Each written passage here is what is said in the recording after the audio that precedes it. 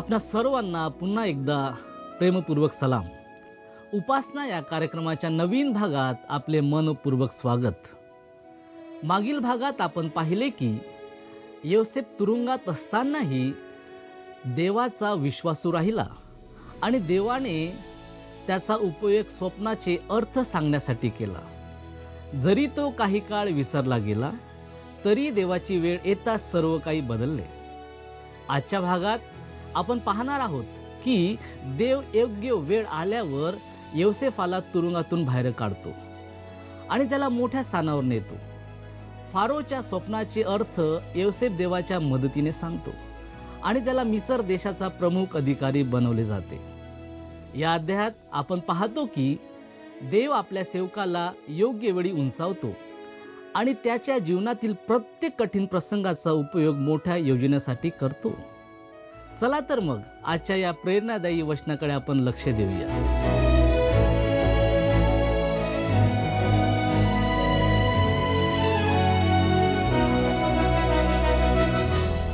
प्रभू येशू ख्रिस्ताच्या मधुर नावात आपणास सलाम. आपणा सर्वांचे उपासना कार्यक्रमामध्ये हार्दिक स्वागत. प्रियांनो, आज आपण अध्याय 41 याच्या 14व्या वचनापासून ते अध्याय 42 याच्या 4थ्या वचनापर्यंत अभ्यास करणार आहोत. यामध्ये आपण जे विषय हाताळणार आहोत ते येणेप्रमाणे आहेत. पहिला विषय, फारोच्या स्वप्नाचा योसेफाने सांगितलेला अर्थ. दुसरा, योसेफ मिसर देशाचा मुख्याधिकारी होतो. आणि तिसरा, धान्य मिळवण्यासाठी योसेफाचे भाऊ मिसर देशास येतात. आपण फारोच्या स्वप्नाचा योसेफाने सांगितलेला अर्थ हा विषय आता हाताळणार आहोत. त्यासाठी आपण वाचूया उत्पत्ती याचा 41वा अध्याय आणि वचन 14. मग फारोने योसेफास बोलावणे पाठवले, तेव्हा त्याला तक्षणी बंदीखान्यातून बाहेर आणले आणि तो आपले मुंडन करून व वस्त्रे बदलून फारो पुढे आला. हे लक्षात घ्या की योसेफाने स्वतःचे मुंडन केले होते. तुम्हाला हे आठवत असेल की त्या काळात इब्री लोक मुंडन करीत नव्हते. पण तुमच्या हे लक्षात आले आहे का की मिस्री लोकांच्या पुतळ्यांमध्ये आणि चित्रांमध्ये स्वच्छ मुंडन केलेले लोक दाखवलेले आहेत. अनेक शासक त्यांच्या पदाची प्रतिष्ठा वाढवण्यासाठी हनोटीवर बोकडासारखी छोटी दाढी ठेवत असत. पण ते स्वतःचे केस वाढवू शकले नाहीत तर ते खोटे केस लावत असत.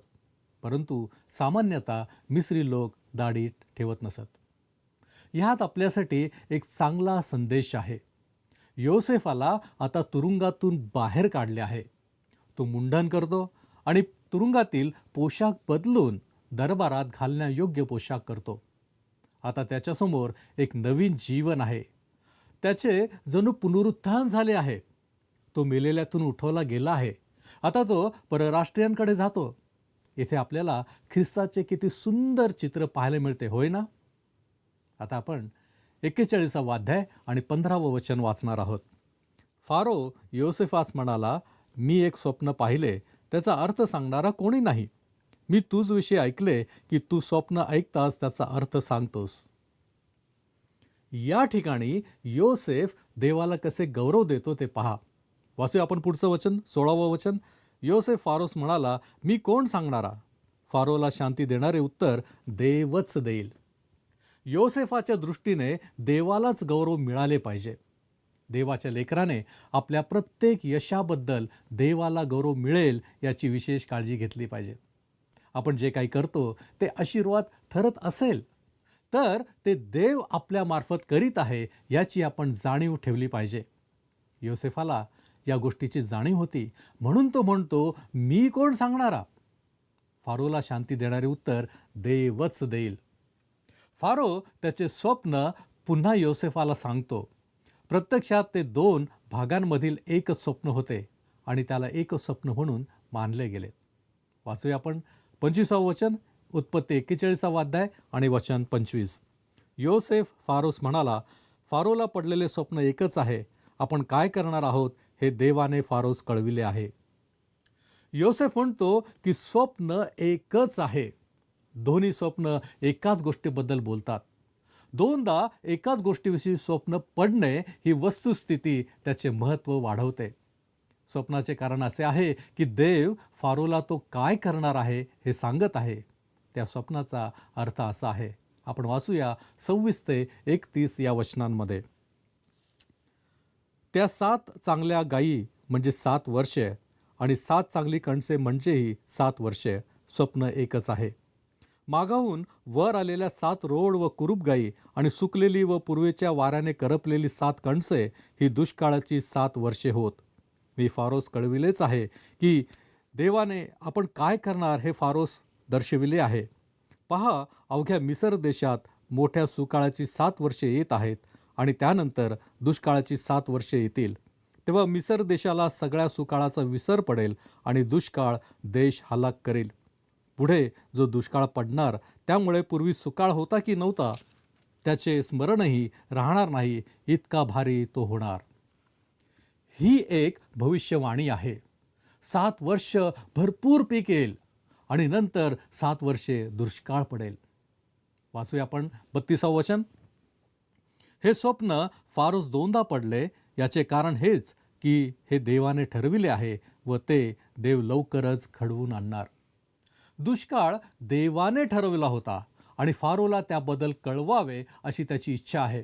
आता योसेफाने फारोला दिलेला सल्ला याप्रमाणे आहे. वाचूया आपण 33 ते 37 ही वचने. तर आता फारोने कोणी एखादा चतुर व शहाणा पुरुष पाहून त्यास मिसर देशावर नेमावे आणि फारोने हे करून देशावर अधिकारी नेमावे आणि सुकाळाच्या 7 वर्षात मिसर देशातील उत्पन्नाचा पंचमांश घ्यावा. या येणाऱ्या सुकाळाच्या वर्षात सर्व प्रकारची अन्नसामग्री गोळा करावी आणि नगरोनगरी अन्नाच्या पुरवठ्यासाठी धान्याचा साठा फारोच्या ताब्यात ठेवावा. मिसर देशावर दुष्काळाची जी 7 वर्षे येणार त्यासाठी ही अन्नाची बेगमी होईल, म्हणजे दुष्काळाने देशाचा नाश होणार नाही. हे फारोला व त्याच्या सर्व सेवकांना अगदी पटले. योसेफ फारोला सल्ला देतो की सुकाळाच्या 7 वर्षांमध्ये उरलेले सर्व धान्य गोळा करून ठेवावे आणि दुष्काळाच्या वर्षांसाठी साठवून ठेवावे. आता आपण योसेफ मिसर देशाचा मुख्याधिकारी होतो याविषयी माहिती घेऊया. त्यासाठी आपण वाचूया उत्पत्ती याचा 41 अध्याय आणि 38 ते 41 ही वचने. तेव्हा फारो आपल्या सेवकास म्हणाला, ज्याच्या ठाई देवाचा आत्मा आहे असा या पुरुषासारखा आपणाला दुसरा कोणी आढळेल काय? आणि फारो योसेफास म्हणाला, देवाने तुला या सर्व गोष्टींचे ज्ञान करून दिले आहे, त्या अर्थी तुझ्यासारखा चतुर व शहाणा दुसरा कोणी नाही. तर तू माझ्या घराचा अधिकारी हो. तुझ्या आज्ञेप्रमाणे माझी सर्व प्रजा चालेल. राजासनापुरताच काय तो मी तुझपेक्षा मोठा. फारो योसेफास आणखी म्हणाला, पहा, तुला मी अवघ्या मिसर देशावर नेमितो. प्रियांनो, या घटनेचे महत्त्व लक्षात घ्या. सुरुवातीला हा तरुण बंदिवासात होता, विसर पडलेला, टाकून दिलेला आणि एकाकी. पण योग्य वेळी त्याला बाहेर काढले गेले. योसेफाने केवळ राजाच्या स्वप्नाचा अर्थच सांगितला नाही, तर आपल्या ज्ञानाने फारोनी काय केले पाहिजे याची योजना देखील सुचवली. या सर्वांमध्ये देव त्याचे मार्गदर्शन करीत होता. 7 वर्षांचा भयंकर दुष्काळ येणार होता, इतका कठीण की मिसर देशही त्यातून सुटणार नव्हता. मिसर देश पावसावर अवलंबून नव्हता, कारण वरून येणारी नील नदी, जिला ब्ल्यू नाईल म्हणतात, ती मध्य आफ्रिकेतून वाहत येऊन देशाला पाणी पुरवते. तेथे वर्षाला केवळ सुमारे 1 इंच पाऊस पडतो. पण नील नदीला दरवर्षी पूर येतो व त्यामुळे शेताला भरपूर पाणी व सुपीक गाळ मिळतो. तरीही देवाने इशारा दिला की 7 वर्षांचा दुष्काळ मिसर देशालाही भोगावा लागेल. फारो योसेफाचे बोलणे ऐकतो तेव्हा त्याला त्यात शहाणपण दिसते. पुढील 14 वर्षात काय होईल हे त्याला स्पष्ट सांगितले जाते. खरोखर दूरदृष्टी असलेला नेता तोच असतो जो देवाच्या योजनेची दिशा ओळखतो. आता फारोला समजते की योसेफ सक्षम मनुष्य आहे. पोटिफराच्या घरात देव त्याला तयार करत होता, तेव्हा तो सर्व कारभार सांभाळत होता. आता तो संपूर्ण मिसर देशाची जबाबदारी सांभाळणार होता. तुरुंगाच्या तळापासून तो फारोच्या सिंहासनात जवळ पोहोचला. त्याच्या जीवनातील हा अत्यंत अद्भुत बदल होता. आता आपण उत्पत्ती याचा 41 अध्याय आणि 42 हे वचन वाचणार आहोत. मग फारोने आपल्या बोटातील मुद्रिका काढून योसेफाच्या बोटात घातली, त्याला तलम तागाची वस्त्रे लेवविली आणि त्याच्या गळ्यात सोन्याची कंठी घातली. त्या अंगठीवर राजाची अधिकृत मुद्रा कोरलेली होती. ती मेणावर उमटली की ती अगदी फारोच्या सहीप्रमाणेच मान्य होत असे. म्हणजेच फारोने योसेफाला आपला प्रतिनिधी बनवत होता. त्याला राजाच्या नावाने आदेश देण्याचा आणि राजाची सही वापरण्याचा पूर्ण अधिकार देण्यात आलेला होता. आता आपण 43 ते 45 ही वचने आपण वाचूया. मग त्याला आपल्या मागच्या रथात बसविले आणि मुजरा करा असे ते त्याच्यापुढे ललकारत चालले. या प्रकारे त्याने त्याला अवघ्या मिसर देशावर नेमिले. फारो योसेफास म्हणाला, मी फारो खरा, पण तुझ्या हुकमाशिवाय अवघ्या मिसर देशात कोणी हात किंवा पाय हलविणार नाही. फारोने योसेफाचे नाव सापनात पानेह असे ठेविले आणि ओन येथील याजक पोटिफरा याची मुलगी आसनत ही त्याला बायको करून दिली. मग योसेफ मिसर देशात दौरा करू लागला. कदाचित हे नाव म्हणजे सापनात पानेह जरा विचित्र वाटते ना, पण फारोने त्याला हेच नाव दिले. ते कॉप्टिक नाव आहे, म्हणजे मिसर देशातील प्राचीन ख्रिस्ती लोकांशी किंवा त्यांच्या संस्कृतीशी संबंधित, उदाहरणार्थ कॉप्टिक भाषा, कॉप्टिक चर्च, आणि त्याचा अर्थ गुप्त गोष्टी उघड करणारा असा आहे. आता आपण 46वं वचन वाचूया. मिस्री राजा फारो याच पुढे योसेफ जाऊन उभा राहिला, तेव्हा तो 30 वर्षांचा होता. मग योसेफ फारो जवळून निघून सर्व देशात दौरा करू लागला.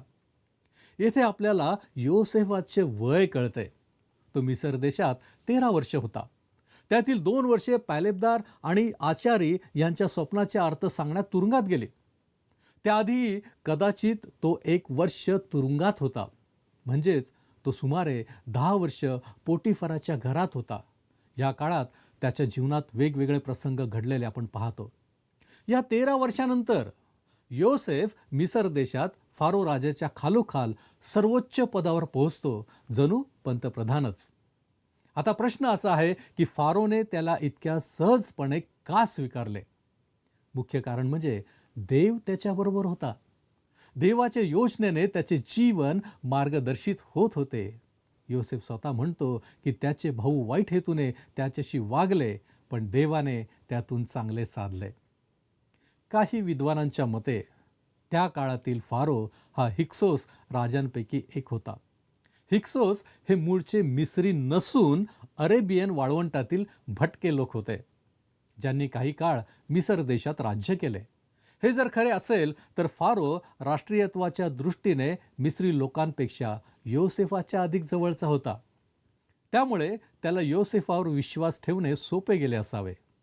हिक्सोस राजांना निष्ठावान लोक मिळणे कठीण होते, पण योसेफ देवावरच्या विश्वासामुळे आपल्या कार्यात नेहमीच विश्वासू राहिला. नंतर हिक्सोस राजांना मिसर देशातून हाकलून देण्यात आले. म्हणूनच निर्गमेचा 1 अध्याय 8व्या वचनामध्ये लिहिलेलं आहे की योसेफाची ज्यास माहिती नव्हती असा एक नवीन राजा मिसर देशावर आला, असे म्हटले आहे. त्या अत्याचार करणाऱ्या फारोला इब्री लोकांविषयी कोणतीही सहानुभूती नव्हती. फारोने योसेफाच्या गळ्यात सोन्याची साखळी घातली, त्याला राजासारखाच अधिकार दिला. तसेच त्याचा विवाह ओन येथील याजकाची मुलगी आसनत हिच्याशी लावला. तिच्या नावाचा अर्थ नेईत देवीला अर्पण केलेली असा होतो, म्हणजे ती मूर्तीपूजक पार्श्वभूमीतून आली होती. योसेफाच्या जीवनातील हा प्रसंग प्रभू येशू ख्रिस्ताच्या जीवनाशी साम्य दाखवतो. योसेफाला अन्य जातीची वधू मिळाली, तसेच येशू ख्रिस्त आज या जगातून अन्य जातीच्या वधूला म्हणजेच मंडळीला बोलावित आहे. तसेच योसेफ 30 वर्षांचा असताना फारोसमोर उभा राहिला आणि त्याने आपल्या कार्यास सुरुवात केली. त्याचप्रमाणे येशूनेही 30व्या वर्षी आपली पृथ्वीवरील सेवा सुरू केली. पुढे आपण पाहतो की समृद्धीच्या 7 वर्षात योसेफाने देशातील विपुल धान्य गोदामांमध्ये साठवून ठेवले. वाचूया आपण उत्पत्तीचा 41वा अध्याय आणि 47 आणि 48 ही वचने. त्या सुकाळाच्या 7 वर्षात जमिनीस भरघोस पीक आले. त्याने या 7 वर्षात मिसर देशातील सर्व प्रकारची अन्नसामग्री गोळा करून नगरोनगरीत साठवून ठेवली. एकेका नगराच्या आसपासचे पीक त्याने त्या त्या नगरात साठवून ठेवले. हे लक्षात घ्या की त्याने अन्न त्या त्या नगरात साठवून ठेवले. म्हणजेच तो पुढील वितरणाची आधीच योजना करीत होता. असे म्हणतात की 1930च्या महामंदीच्या काळात काही विकसित शहरांमध्ये मोफत अन्नछत्रासमोर लांबलचक रांगा लागत असत. त्यावेळी अन्नाची कमतरता नव्हती, पण वितरणाची अडचण होती. परंतु योसेफ अतिशय व्यावहारिकपणे वागला. त्याने गरजेपेक्षा अधिक असलेले धान्य गोळा करून ते नगरानगरांमध्ये साठवले, जेणेकरून दुष्काळाच्या वेळी ते सहजपणे लोकांपर्यंत पोहोचवता येईल. आता आपण वाचूया 41वा अध्याय आणि 49वं वचन. योसेफाने समुद्राच्या वाळूसारखा धान्याचा महामूर संचय करून ठेविला. त्याने ते मोजावायचे सोडिले, कारण ते अगणित होते. मिसर देश हे जागतिक अन्न भांडार होते. योसेफाच्या व्यवस्थापनाखाली ते 2 किंवा 3 अन्न भांडारांसारखे वाटत होते. आता आपण योसेफाचे 2 पुत्र मनश्शे आणि एफ्राईम यांच्याविषयी अभ्यास करणार आहोत. यावेळी आपण एका कुटुंबाची थोडक्यात माहिती पाहणार आहोत. त्यासाठी आपण उत्पत्ती याचा 41वा अध्याय आणि 50 ते 52 ही वचनं आपण पाहूया.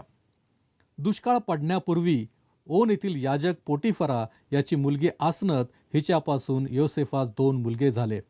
योसेफाने आपल्या पहिल्या मुलाचे नाव मनश्शे म्हणजे विसर पडणारा ठेविले, कारण तो म्हणाला, देवाने माझ्या सर्व क्लेशांचा व माझ्या पितृगृहाचा मला विसर पाडिला आहे. त्याने दुसऱ्याचे नाव एफ्राईम म्हणजे फलद्रूप ठेविले, कारण तो म्हणाला, माझ्या विपत्तीच्या देशात देवाने मला फलद्रूप केले आहे. ही मुले दुष्काळ सुरू होण्यापूर्वी जन्मली होती. त्याने पहिल्या मुलाचे नाव मनश्शे ठेवले. या नावाचा अर्थ देवाने मला विसर पाडला असा आहे. सुरुवातीला योसेफ घराची आठवण काढणारा मुलगा होता, पण आता तो पूर्णपणे आपल्या नव्या जीवनात गुंतला होता. बंदीगृहातून सुटल्यावर तो फारोसमोर जाण्यापूर्वी दाढी करतो आणि कपडे बदलतो. हिब्रू लोक दाढी ठेवत असत, म्हणून दाढी काढणे आणि नवे वस्त्र धारण करणे हे जुन्या जीवनाचा त्याग करून नव्या जीवनाची सुरुवात करणे म्हणजेच पुनरुत्थान दर्शविते. त्यानंतर तो मिस्री लोकांसारखा राहू लागला, म्हणून त्याने मुलाचे नाव मनश्शे ठेवले, कारण देवाने त्याला वडिलांच्या घराचा विसर पाडला होता. दुसऱ्या मुलाचे नाव त्याने एफ्राईम ठेवले होते, ज्याचा अर्थ फलद्रूप किंवा फलवंत असा आहे. देवाने त्याला मिसर देशात फलद्रूप केले होते, म्हणून त्याने या दोन्ही मुलांना अशी नावे दिली होती. देवाने त्याला भूतकाळाचा विसर पाडला होता आणि नव्या भूमीत फलदायी केले होते. यावेळेस आपण 53वं वचन वाचूया. मिसर देशातल्या सुकाळाची 7 वर्षे संपली. भरपूर पिकांची 7 वर्षे आता संपली आहेत आणि दुष्काळ सुरू होणार आहे. त्यावेळी योसेफ 37 वर्षांचा होता. पुढील अध्याय समजून घेताना आपण ही गोष्ट लक्षात ठेवली पाहिजे. यावेळेस आपण 54 आणि 55 ही वचनं वाचूया. मग योसेफाने सांगितल्याप्रमाणे दुष्काळाची 7 वर्षे सुरू झाली. तेव्हा देशोदेशी दुष्काळ पडला. तथापि मिसर देशात सर्वत्र अन्न होते. अवघ्या मिसर देशाची उपासमार होऊन लोक फारोपाशी अन्न करू लागले. तेव्हा फारो सर्व मिस्री लोकांस म्हणाला, योसेफाकडे जा, तो तुम्हा सांगेल ते करा. तुमचे लक्ष या गोष्टीकडे वेधू इच्छितो की भाकर म्हणजे अन्न योसेफाकडेच होते. येथे एक सुंदर साम्य दिसते. येशू ख्रिस्त म्हणाला, मी जीवनाची भाकर आहे. जसे त्या काळी अन्नासाठी लोकांना योसेफाकडे जावे लागले, तसेच आत्मिक जीवनासाठी प्रत्येकाला ख्रिस्ताकडे यावे लागते. यावेळेस आपण 56 आणि 57 ही वचनं वाचूया. दुष्काळाने सर्व पृथ्वी व्यापली आणि मिस्रात तो भारी कडक झाला. तेव्हा योसेफ सर्व कोठारे उघडून मिस्री लोकांस धान्य विकू लागला. तेव्हा देशोदेशचे लोक धान्य विकत घेण्यासाठी मिस्रात योसेफाकडे गेले, कारण साऱ्या पृथ्वीभर भारी कडक दुष्काळ पडला होता. आता आपण उत्पत्ती अध्याय 42 याचा अभ्यास करणार आहोत. यामधील विषय आहेत. पहिला विषय, याकोब त्याच्या 10 मुलांना मिसर देशाला पाठवतो. दुसरा विषय, शिमोनाला बंदी म्हणून मागे ठेवले जाते. तिसरा विषय, 9 भाऊ घरी परततात. योसेफाच्या जीवनातील नाट्यमय घटना आता उलगडू लागतात. दुष्काळात वंश टिकवण्यासाठी देवाने योसेफाचा उपयोग केला आणि याकोब व त्याच्या मुलांना मिसर देशात आणण्याची योजना स्पष्ट दिसू लागते. तुरुंगात असताना योसेफाला हे सर्व समजत नव्हते, तरीही त्याने देवावर विश्वास ठेवला. त्याच्या विश्वासामुळे तो नेहमी उत्साही व आशावादी राहिला. आपलाही विश्वास परिस्थिती काहीही असो, आपल्याला आशावादी ठेवणारा असला पाहिजे. पण थोड्याशा अडचणीने आपण खचतो, हे मात्र खरे आहे. दुष्काळ सर्वत्र पसरला होता आणि धान्य फक्त मिसर देशात होते. लोक अन्नासाठी तिकडे येऊ लागले. दुष्काळामुळे याकोबाने आपल्या 10 मुलांना धान्य खरेदीसाठी पाठवले, पण बन्यामीनाला आपल्या सोबत ठेवले, कारण त्याला त्याचाही जीव गमवायचा नव्हता. योसेफाने आपल्या भावांना ओळखले, पण त्यांनी त्याला ओळखले नाही, कारण त्यांना वाटत होते की तो मेला आहे. शिवाय सुमारे 21 वर्षे लोटली होती. तो 17व्या वर्षी विकला गेला होता आणि आता जवळपास 40 वर्षांचा होता. मिस्री वेशात व मिस्री लोकांप्रमाणे बोलत होता. आता आपण याकोब त्याच्या 10 मुलांना मिसर देशाला पाठवतो हा विषय थोडक्यात पाहूया. वाचूया आपण उत्पत्ती याचा 42वा अध्याय आणि 1 वचन. याकोबाने ऐकले की मिसर देशात धान्य आहे, तेव्हा तो आपल्या मुलास म्हणाला, तुम्ही एकमेकांच्या तोंडाकडे का पाहत राहिला आहात? ते एकमेकांकडे निराश आणि हताश नजरेने पाहत होते. कुठे जावे आणि काय करावे हे त्यांना समजत नव्हते. आपण वाचूया 42वा अध्याय 2 वचन. तो म्हणाला, पहा, मिस्रात धान्य आहे असे मी ऐकतो. तुम्ही तेथे जाऊन आपणासाठी धान्य विकत आणा, म्हणजे आपण जगू, मरणार नाही. हे विश्वासाचे सुंदर उदाहरण आहे. अनेक जण म्हणतात की विश्वास त्यांना गूढ वाटतो. कसा विश्वास ठेवायचा असा ते प्रश्न विचारतात. पण याकोबाने कसा विश्वास ठेवला ते पहा. त्याने ऐकले की मिस्रात धान्य आहे, त्याने ते मान्य केले आणि त्यावर कृती केली. तिकडे जा, आपल्यासाठी धान्य विकत घ्या, म्हणजे आपण जिवंत राहू. खरा तारणारा विश्वास हाच आहे, जे ऐकले त्यावर कृती करणे. प्रियांनो, कल्पना करा की याकोब म्हणाला असता, मिसर देशात धान्य आहे असे मी ऐकले आहे, पण मी त्यावर कसा विश्वास ठेवू? विश्वास ठेवण्याचा मार्ग म्हणजे त्या गोष्टीवर ठोस पाऊल उचलणे. पवित्र शास्त्र प्रेषितांचे कृत्ये 16वा अध्याय आणि 31 या वचनामध्ये म्हणते, प्रभू येशूवर विश्वास ठेव, म्हणजे तुझे व तुझ्या घराण्याचे तारण होईल. याकोबाने ऐकले, विश्वास ठेवला आणि त्याच्या कुटुंबाला जीवन देणारे अन्न मिळवले. तसेच आपल्यालाही ख्रिस्तावरील विश्वासाच्या द्वारे अनंत जीवन मिळते. यावेळेस आपण वाचूया 42वा अध्याय 3 आणि 4 वचने. मग योसेफाचे 10 भाऊ धान्य खरेदी करण्यासाठी मिसर देशास गेले. तथापि योसेफाचा भाऊ बन्यामीन यास याकोबाने त्याच्या भावांबरोबर पाठवले नाही, कारण तो म्हणाला, कदाचित त्याला एखादा अपाय व्हावयाचा. समजा त्या इतर 10 मुलांवर काही आपत्ती आली तर? एक गोष्ट म्हणजे ते मोठे होते, पण खरे सांगायचे तर त्यांना गमावणे याकोबाला बन्यामीनाला गमावणे इतके दुःखदायक ठरले नसते. बन्यामीन आणि योसेफ ही राहेलची मुले होती आणि राहेल हीच याकोबाची अत्यंत प्रिय पत्नी होती. म्हणूनच त्याने 10 मुलांना पाठवले, पण बन्यामीनाला आपल्या जवळच ठेवले. प्रियांनो, या ठिकाणी आपण आपले अध्ययन संपवित आहोत.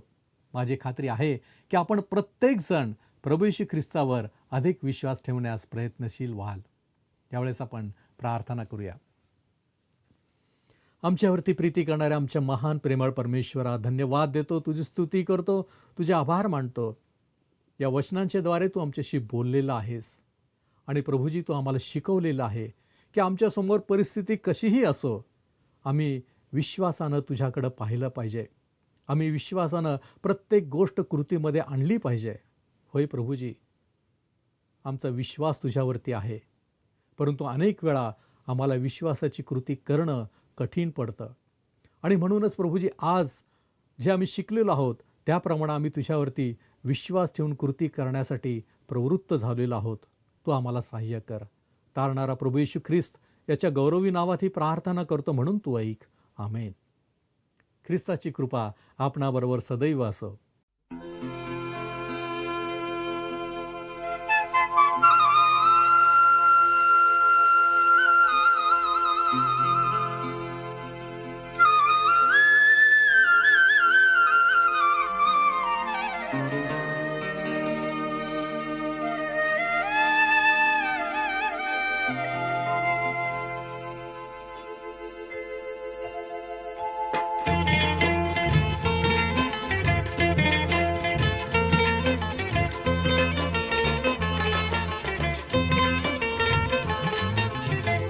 हरलो हरलो मी प्रभु देवा, कैसी घडे तव सेवा. हरलो हरलो मी प्रभु देवा, कैसी घडे तव सेवा. कैसी घडे तव सेवा, कैसी घडे तव सेवा. हरलो हरलो मी प्रभु देवा, कैसी घडे तव सेवा.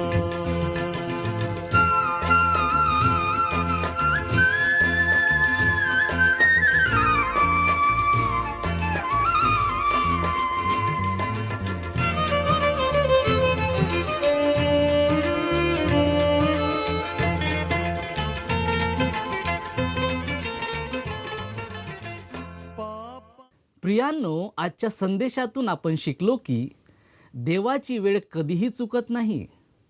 योसेफ जो कालपर्यंत तुरुंगात होता, तोच आज मोठ्या अधिकाराच्या स्थानावर पोहोचला.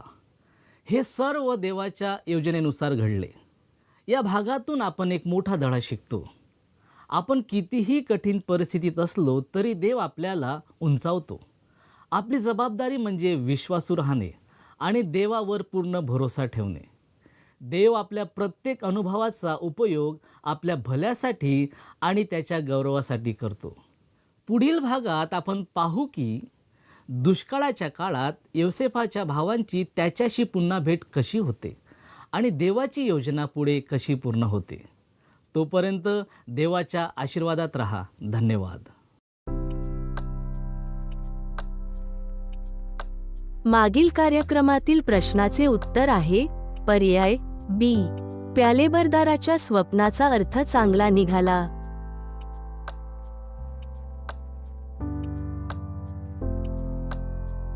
आजचा प्रश्न, मनुष्य याचा अर्थ काय?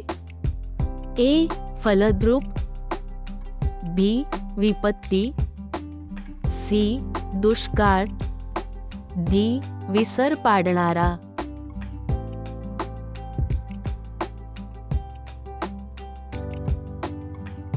प्रियांनो, या प्रश्नाचे उत्तर उद्या सकाळी 6 वाजण्याच्या आधी पर्याय ए, बी, सी किंवा डी लिहून आपले नाव, पत्ता आणि ठिकाण यासोबत मोबाईल नंबर 7021474742 वर SMS किंवा व्हॉट्सॲप करा. हा कार्यक्रम आपणास आवडला काय? आता आम्हाला एक मिस कॉल करा.